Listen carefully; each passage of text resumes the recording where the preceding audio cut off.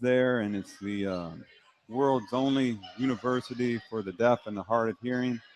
And I actually met my wife Francine while I was in Washington D.C. at the Cherry Blossom Festival, so even more fond memories.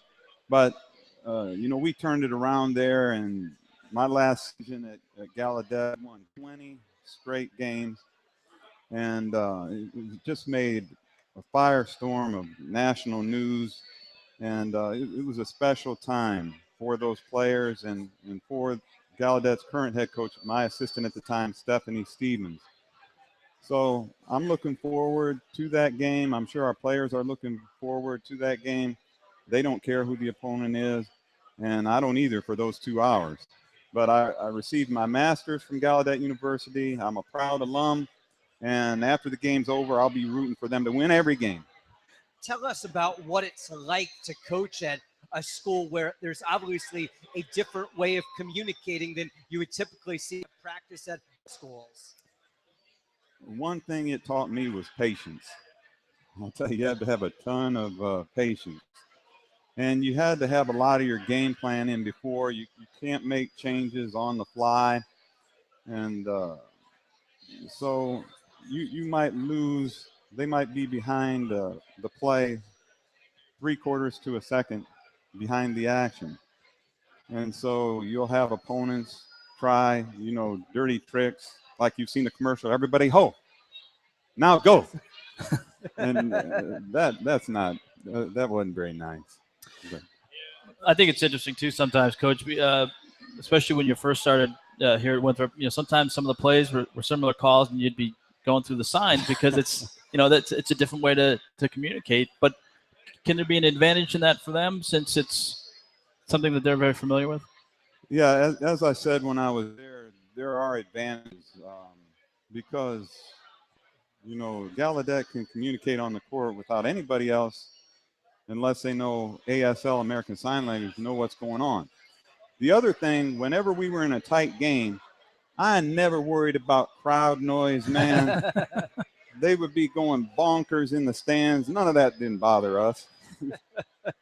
Just a very different sort of situation. What will it be like for your team playing against them? The same as any other game, or will you have kind of some memories and emotions?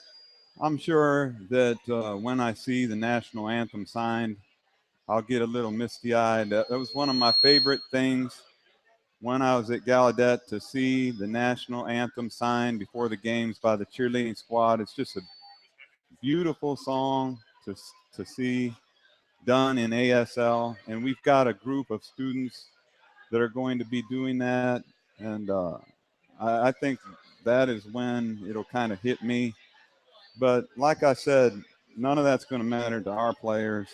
They're there to take care of business. Tell us a little bit about Zamika Gage. I know it's a player that you recruited at Gallaudet, and you said that she's got the ability to get at a Division I level.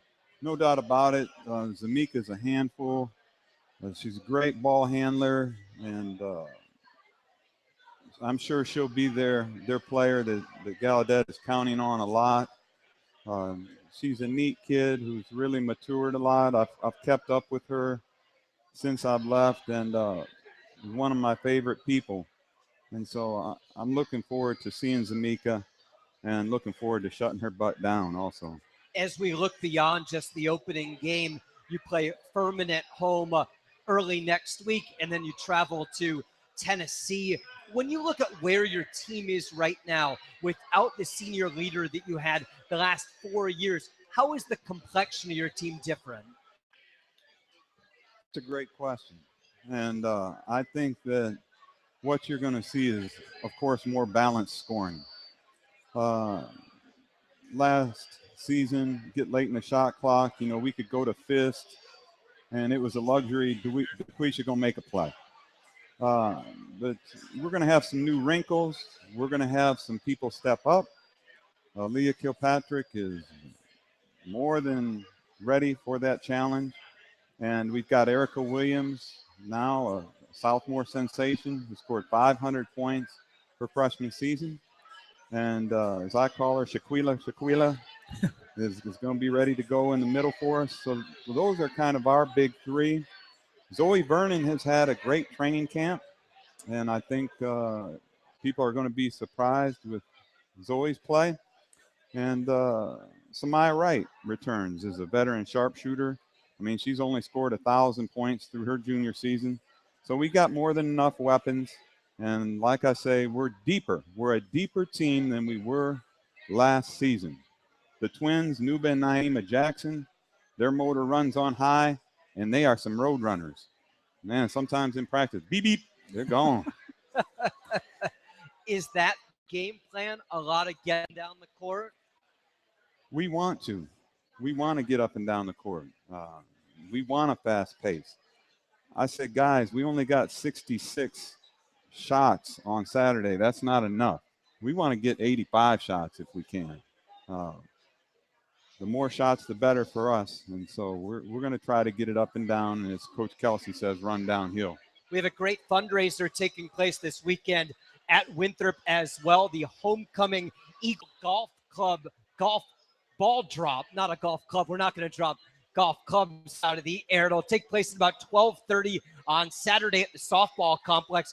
$20 a ticket or 3 for $50. And the closest to the pin gets $3,000. A great fundraiser at the Coliseum and an opportunity to participate in kind of a unique feature. I think that's a great fundraiser, and being a Winthrop employee, I can't win that, but I'm looking forward to my daughter Kashana winning that first prize. So whoever wants to buy a ticket and play for second place, let's roll. If you want tickets for the opener, 803-323-2345, 803-323-2345. We're live here at Buffalo Wild Wings off of Dave Lyle Boulevard in Rock Hill. It's our inaugural Winthrop Coaches Show of the Year, joined by women's coach Kevin Cook.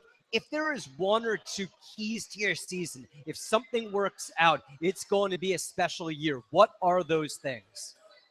In order, the three things would be stay healthy, and stay healthy. And we do that, we're going to have a chance. And that's all you can ask for is a chance. Liberty's got a very, very solid club. They return everybody. Everybody on their roster is back. And High Point has only lost one, and that might be the reason those two finished ahead of us in the coaches poll.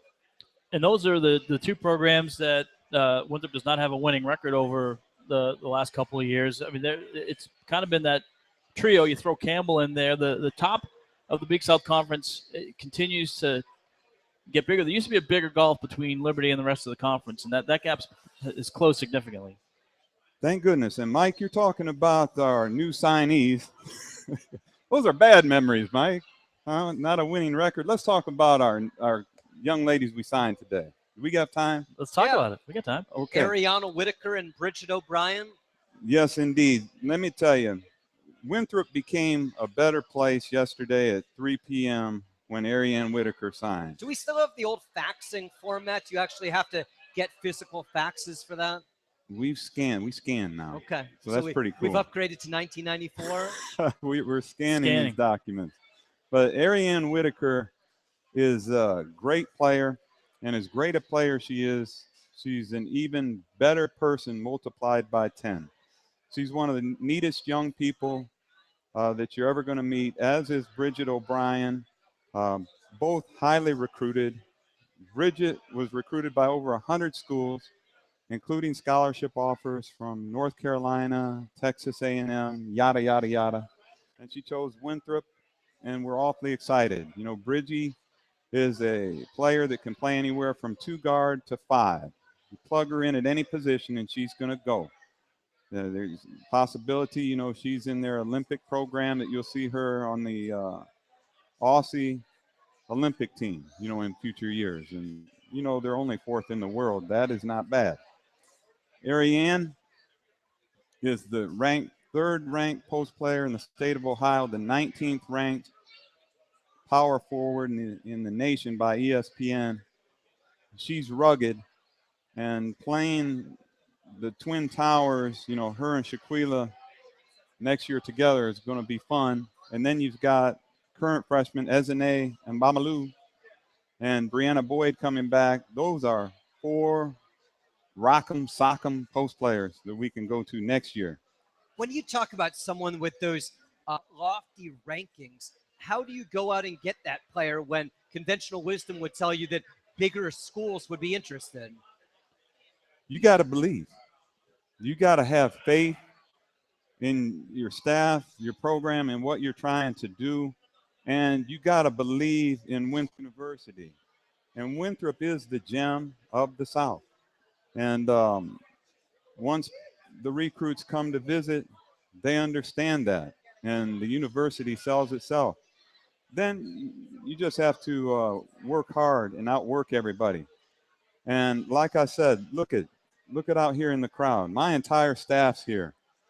And they make countless calls. They're texting during the day. They're writing letters. They're doing it all now. And when you've got a staff like that, it just makes things so much easier. And the players then help. You know, some of our best recruiters are our players. Symphony Buford has turned into an ace recruiter for us. And Zoe Vernon is an excellent recruiter. Pamela Dekeva from Bulgaria. They all, you know, great players want to play with great players. And so I'm looking forward to the next class coming. So you talk about your players being good recruiters. Do you see any future coaches on this roster? Let me tell you, Aaliyah Kilpatrick today, we were going through a little bit of our defense. And she looked to one of our freshmen and she says, hey, freshman, you do this, you do this, you do this. And I mean, it was point on. And I said, Aaliyah, have you ever thought about coaching? She says, heck no, man, I don't want to do that. But how important is it to sometimes have the players step in and coach to reinforce maybe what you're trying to do? I think it's vital. And Aaliyah has just transformed into an incredible leader. Dave asked the question earlier, what are the keys? You've got to have a player step up and be a leader. It cannot be the head coach all of the time. And now Aaliyah has taken the bull by the horns. I didn't expect it, but you talk about a young woman who sat out a year and matured and is getting it done in the classroom and on the court. I'm just so proud of Aaliyah Kilpatrick. I'm proud of all of our players, and I'm just blessed to be the head coach at Winthrop. We're live at Buffalo Wild Wings. It's our Winthrop basketball coaches show. You can ask questions for the coaches using Twitter. Use hashtag WooCoaches, WUU Coaches. We'll certainly talk to you throughout the season, but before we let you go, before the first game of the season tips off Saturday, you won the championship last year. You achieved your goal. What do you do for an encore? Do it again. Twice is nice. Twice is really nice. And I experienced that with the Comets when we won 4 straight WNBA championships. And I told the players this. I said, when you get a taste of it, you want more and more and more. And when you can look in the mirror every day and say, good morning, champ, that's a great feeling, man. Great. And I was just going to say, to follow that up, and that's got to be, you can go one of two ways. You can either rest on your laurels or you can work even harder. And it sounds like this group is working even harder. Well, they've come back in incredible shape. The first thing you said when you were at practice the other day, Mike, was, hey, we look in better condition. That's great. We didn't go home and eat bonbons and sit on the couch. We got after it and worked. Dave and I did. It's part of the prep. Yeah, it's important for you guys to eat bonbons, but not for our players. Our players have worked hard, and the staff's worked even harder. And I love them. I love Winthrop. I love our fans, and I hope that we get a lot of fannies in the seats on Saturday. Come on out and support both teams. 1 o'clock. I mean, let's really get out there to the Coliseum and have some fun. We have a ticket to $50 for a season ticket right here.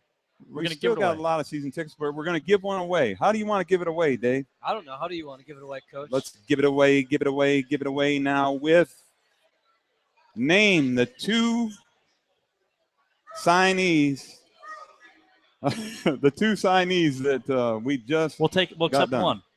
We'll accept one. Anybody. Or you can tweet us using the Woo Coaches hashtag, and we'll give it away. We'll keep people abreast of that. Anyone that But the first person that comes up here, we'll give this away tonight. A season ticket to Winthrop women's basketball. Lots going on throughout the Winthrop athletic department. The soccer team playing in the semifinals of the Big South tournament tomorrow at 4 o'clock in Greensboro. Volleyball in action at Presbyterian, the regular season finale tomorrow before the top conference tournament begins next week. And of course, basketball tipping off Saturday at 1, women's basketball, men's basketball Saturday at 4. And we'll talk to men's coach Pat Kelsey when we come back from Buffalo Wild Wings on our Winthrop Coaches Show on the Winthrop Sports Network.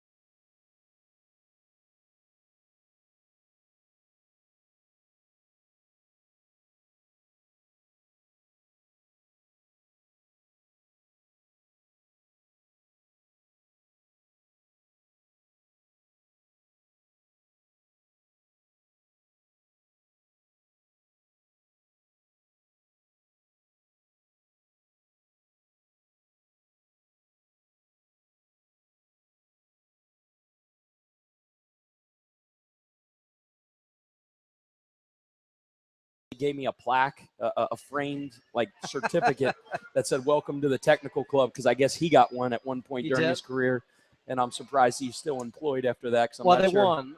They won. That helped. But so I just think that trial by fire of having that experience through 2 years, standing on the sidelines, being in so many situations, coaching through tournament play, advancing in tournament play.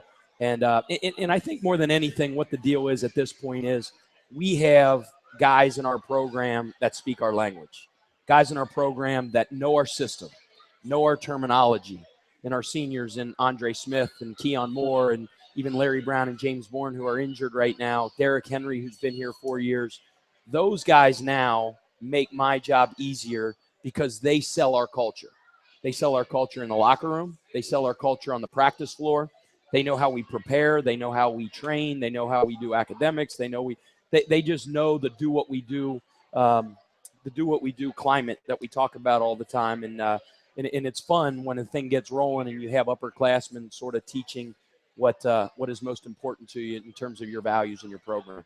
You mentioned a couple of your veteran bigs are out right now, and it seems like it's been a revolving door throughout the beginning of practice of guys out because of injuries or this or that.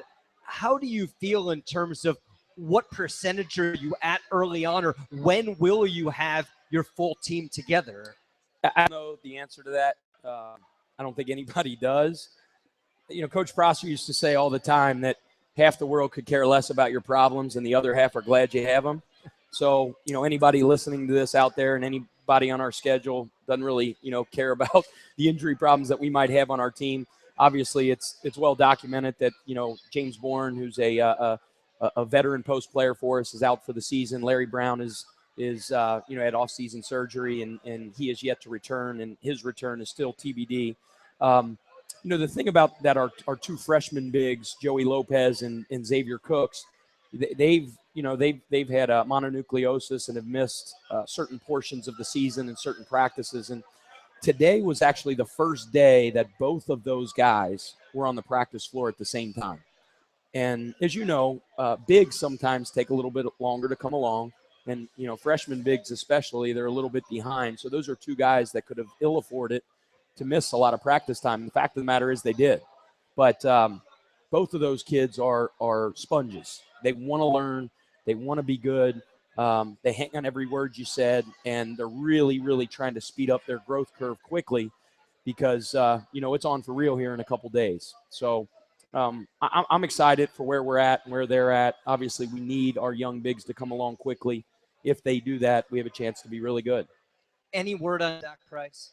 No word at this point. I'm waiting like everybody is, and we're excited to hear what the NCAA decides. If we know that, since you've mentioned it, those two freshmen have been out and aren't anywhere close to 100%. Zach, we don't know whether he's going to play at all. James and Larry aren't around early in the season. Where does that leave you in the pivot early on? Well, I did stay at a Holiday Inn Express last night, so if that helps you at all. No, Tevin Prescott brings a ton of experience to the table. Jared Scott, who is a returning guy from last year that had limited experience last year, but he sort of really has taken on the role of, hey, I see all these guys out. Like, this is an opportunity for me. And I've really seen a difference in Jared. He has got a different approach at practice every day. He's performed very well in our practices and our preseason scrimmages. So I'm excited for where he's at. Similar in the past to where we used Joab Jerome as a hybrid forward where we'd play him at the 3 and play him at the 4. We're doing that with Joshua Davenport a little bit. And, Josh fits that bill. I mean, he's a lot like Joey, similar size, high basketball IQ guy, versatile, can guard different positions, not afraid to guard a bigger guy in the post. And obviously he's a very, very good perimeter defender. He's got a high basketball IQ. So we've been using him to kind of fortify our post depth a little bit. So that, that helps. And then you have Joey Lopez, who's actually been back practicing for the better part of a week.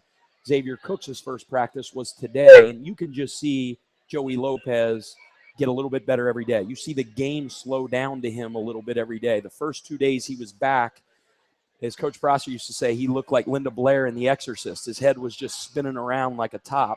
But it's starting to slow down for him a little bit, and he instinctually has basketball in him. He does things that you can't teach, and he wants to learn so bad. So when he makes a mistake, you can see he looks at you and looks at the coaches like he let them down.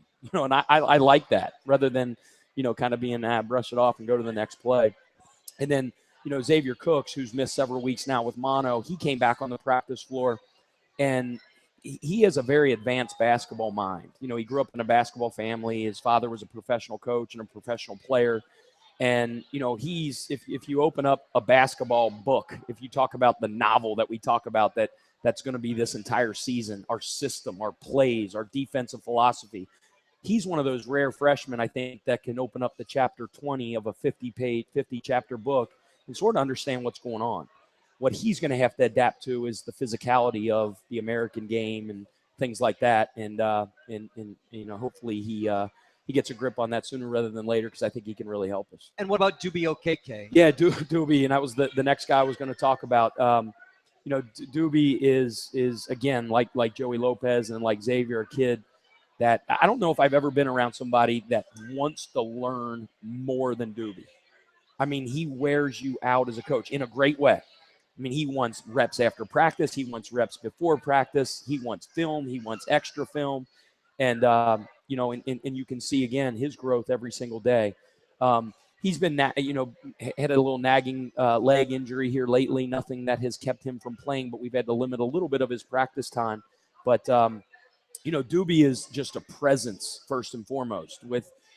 Without even all of the growth that's going to come in his game, in the basketball improvement, he's a factor because he's so stinking long and athletic, and he's got a natural feel for blocking shots. He's got great timing. He's a quick leaper. He's a quick second leaper. As all great shot blockers do, it's hard to bait him off the floor. Everybody always says shot fake a shot blocker and go right at his chin. You shot fake him, and he doesn't leave the floor. He waits till you leave the floor, and he goes and blocks it. I played with a guy at the University of Wyoming named Theo Ratliff, who is one of the all-time leading shot blockers in the history of the NCAA, and I'm not comparing Doobie to him at this point, but he had those same attributes. So we're going to need that. We're going to need, although he might not have the advanced basketball mind that a veteran like James Bourne has, he brings some things to the table that maybe James couldn't in terms of, being a little bit of a factor around the rim, and we're going to need Doobie to do that. With injuries, how much do you anticipate having him on the floor? I mean, you probably would want to maybe bring him in a little bit slower, but with injuries, he might have to play, more time than you would have expected. Yeah, it's sort of the advantage of no choice. Yeah. And I've used that for before in interviews with you guys. And I think in a way it's a good thing. Sometimes if James and Larry were healthy right now, then whether it's Xavier Cooks, Joseph Lopez, Doobie Okeke would really be, down the bench a little bit, and maybe their growth curve, their improvement speed, if you will, would be a little bit slower. Now, I think Winthrop fans, the basketball staff, our players are going to have to be a little bit patient with those guys. It's going to take them a little bit. But I think having to be on the floor early, making mistakes, playing through mistakes, and then just logging game minutes is going to be very, very helpful for those guys. Again, I think it's going to take a little bit of patience on everybody's part. But gosh darn, the ceiling that all those guys have is scary.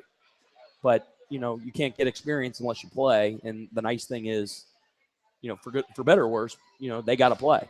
We're live at Buffalo Wild Wings. It's our Winthrop Basketball Coaches Show. Come on out here each week. See our buddy Dig cash in on those 60 cents boneless wings on Thursdays. Happy hour specials 4 to 8. We have much more to come from BW3s on the Winthrop Sports Network.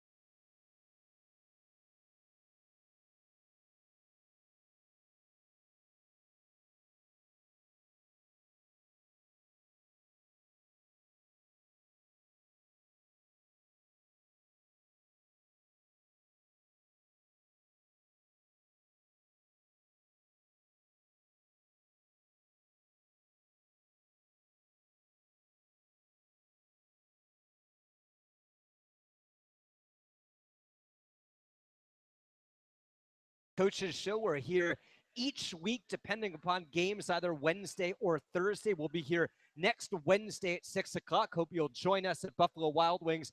Each week, you can send us questions using hashtag WooCoaches on Twitter, hashtag WUCoaches. You can correspond with Mike and Coach Kelsey and I throughout the year at Friedman_Dave, at Mike Pacheco 81, at Pat Kelsey, at WU Eagles on Twitter.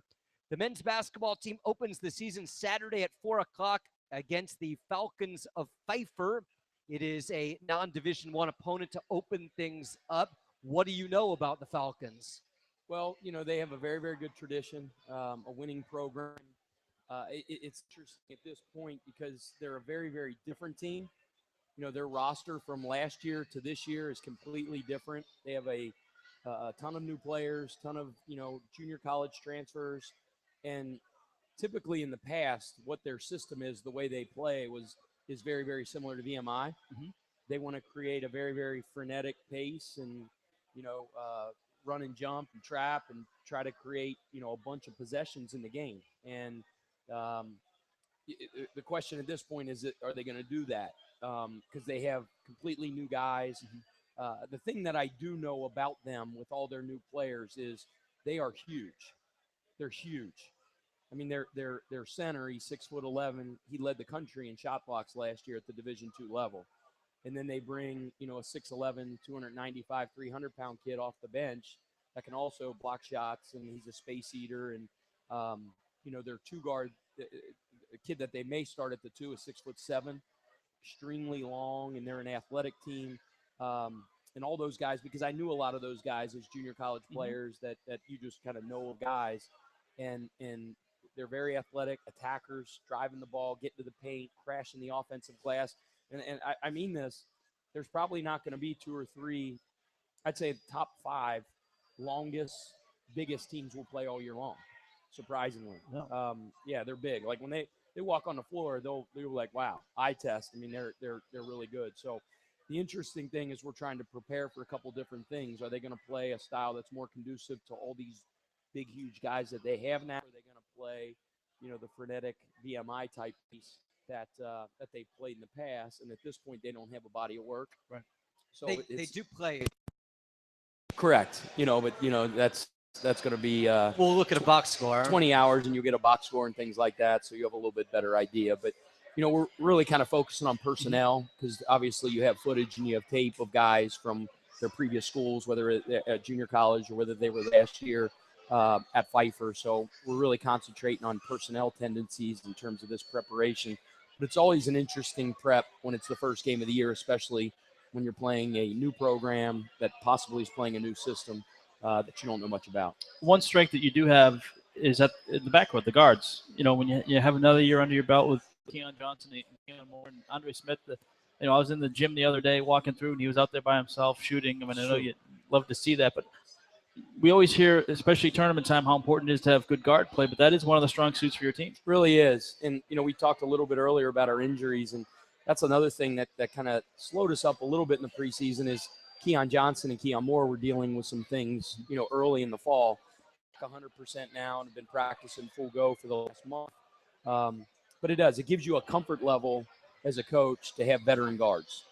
You know, I'd rather have veteran guards and young bigs, you know, than veteran bigs and young guards. So we're lucky in that respect. You mentioned Andre Smith, or you mentioned Andre. So proud of that kid. When I walked in the door, you know, I didn't recruit him, and you know, I was a little bit concerned because, you know, I don't want to say I questioned his toughness and his work ethic, but I just wasn't sure. And, you know, that preseason and then going into that first season that I was the head coach and all the responsibility that was on that kid's shoulders because he was the only point guard we had. We needed him to play 35, 36 minutes a game. And he did it, and he did a great job, and he led that team that I'm very, very proud of what they accomplished. But then to see his growth last year, growth as a player, growth as a leader, growth as a person, and then him to take even that next step now, he's a tone setter for us. He's way more vocal than he's ever been. He tells me to shut up a lot, and I don't mean shut up in a disrespectful way. He tells me to shut up in like, Coach, don't talk, because he wants to. he wants to hear his voice. He wants to hear the seniors' voices, and I love that. And not that he'll say shut up, but he'll look at me, Coach, I got this one. I got it. And I'll look at him like, we better got it. We better have it. You had a pretty good guards last year with Keon Johnson, Keon Moore, Andre Smith. Now you Derrick Henry back. How does he integrate back into the rotation? Derrick, he'll do it in a great way. He's done a great thing here in the preseason in terms of, being the emotional vocal leader of our defense first and foremost. And I say that not saying that we don't need him to score the ball. That's what Derrick does. Derrick is a scorer. He was a big-time scorer in high school. He's wired to score, and we're going to need him to give us, an added scoring punch. But, he is such a passionate, driven, competitive kid, and I feel like injecting that our team. You lose a guy like Joab Jerome, which is a lion, a guy that gave us courage, toughness guy, that wanted the biggest challenge on the defensive end, wanted to guard the best player on the other team. His voice would just permeate throughout our team, and Derrick's been that for us. And I asked him to accept that role. Still, you need to score for us, but I asked him to be the voice and the engine of our defense, and he's done that in a major way. But I'm proud of his approach so far this season, and he's been a very, very good leader for us. When you come in to a new program, you have some established guys. You mentioned Joab Jerome, and now Derrick Henry, Andre Smith. How important was it to sell them on your vision to get to the gap between now and when you have, quote unquote, all your guys? Yeah, that was important, but the thing I'd say is those kids welcomed me with open arms when they came in.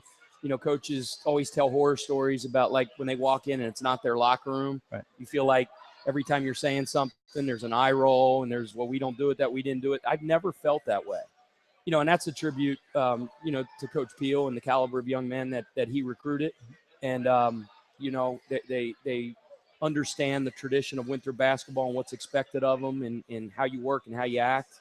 And, so, I never had an issue and a problem with that. I felt like from day one, we were all looking eye to eye and we were all on the same page, and they did exactly what I asked them to do. And for that, I'm very appreciative to the former staff and to all those kids that were around here when I got here.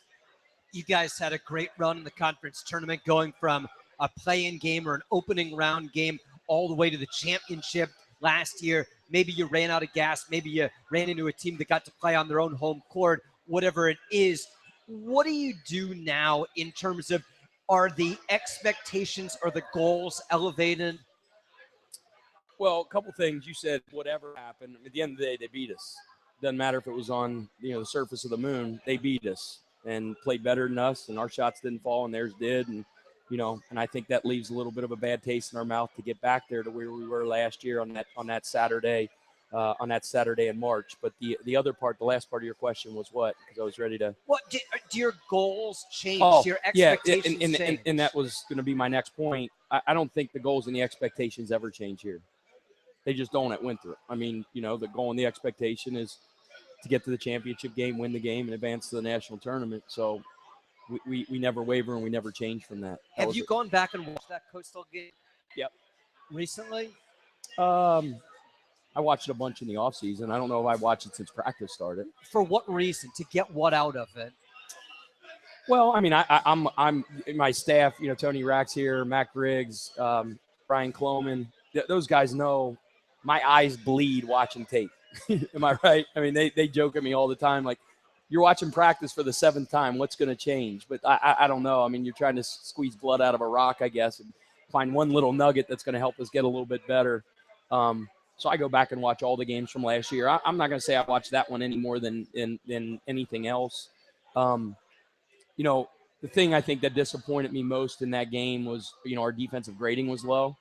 And people can blame it on, hey, you played 4 games in 5 days and Coastal didn't play as many games. Do what we do is whether you have 1 day to prepare, you have 10 minutes to prepare for a game, you apply our defensive principles to whoever we're playing. And credit Coastal because, they made the plays they needed to win. I just always back watch, what we could have done better. Maybe I could learn a little bit as a coach and do some things different. When you look back at last year, and whether you're looking at the advanced metrics and the stats, or maybe you're just watching film or reflecting, You obviously had a lot of positives. It was a really good year. But are there a couple of things that you could shore up going into this year to be better? Yeah, I mean, I think you can always get better. What are some of the glaring things? Like, I think we need to, when we say this every year, we're going to be better when we can establish an inside scoring presence. We were very, very perimeter dominated last year. Joab Jerome, the fact that he sort of arrived, as you will, as an offensive player, and his ability to shoot the ball at the 4 for us made us really good. But I think when you rely too much on jump shots, it's hard. You got to be able to, we talk about a shot spectrum all the time, and you talk about advanced metrics. There's a lot of teams in the NBA that, and we apply this a little bit to what we do too. And you want your shot spectrum to look a certain way. You want the highest volume of shots that you shoot to be free throws, because that's the highest percentage shot in the game. Okay. You want your second highest percentage volume of shots to be shots at the rim, because that's the second highest percentage shot in the game. You want your third and your fourth highest volume shots to be corner threes and non-corner threes. And not a lot of 17-foot tested jump shots. Well, that's my point. So then the next highest volume of shots you want to shoot are paint twos. You want to get to the paint and shoot paint twos.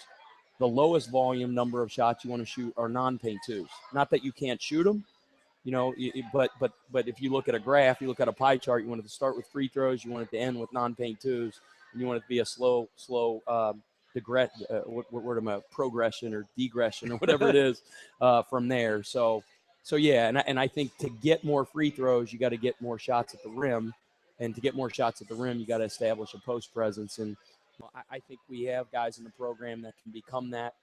We talked about the young nature of our bigs, so it is going to take a little bit of time to develop them into that, but I think they can be that eventually. We discussed in the first year you were at Winthrop, it would take some time to put in your system offensively and defensively. Well, the scoring last year was as good as it's been in 6 or 7 or 8 years here. What about defensively? Are you where you want to be? Well, I'm an advanced metrics guy. I'm big on KenPom, and I put more stock in that than, maybe the traditional field goal percentage defense, 3-point field goal percentage defense. And our KenPom numbers, to non-basketball aficionados out there, this might be Greek to them, but our overall efficiency numbers, our points allowed per 100 possessions, were much, much better than the year before. And I thought the year before we were a very good defensive team. One of the reasons is we created more turnovers, even though we're a non-denial pack line type team where we protect sort of the paint. We were able to deflect the ball a lot more. We touched a lot more balls. We created a lot more havoc with our activity off the ball. And I think if we can continue to get better at that, the neat thing about what we do defensively, I think, as you know, is we don't change. We do what we do. I mean, there's a lot of programs, and I'm not saying there's anything bad about this. There's a lot of programs that win that do it this way, but they're working on 600 different defenses. You play Winthrop, you know what you're going to get. We're going to guard you this way. And the adjustment is to not do something different. It's do what we do better. Has there been a player in training camp that maybe you would describe so far as maybe the unsung hero or maybe the most improved in training camp that fans can kind of keep an eye out for at the beginning of the season? Jared Scott's been a very, very pleasant surprise. He's done a great job, and I see him get better every single day. Joshua Davenport, I think, is a guy that we've asked to play 2 different positions and has done so with a smile on his face and has been very efficient for us. Might be missing somebody, but I think both of those guys, the one upperclassman we haven't talked about is Keon Moore, and gosh darn, the player that he's become, both on the offensive and defensive end, is really impressive. So lucky to have him as well. That's Coach Kelsey. Earlier, Coach Cook. For Mike Pacheco, I'm Dave Friedman and Austin Peak back in studio. Great thanks to the folks here at Buffalo Wild Wings. Tip-off is Saturday. Women at 1, men at 4. Tickets 803-323-2345. 323-2345. The season is here. We'll talk to you Saturday on the Winthrop Sports Network.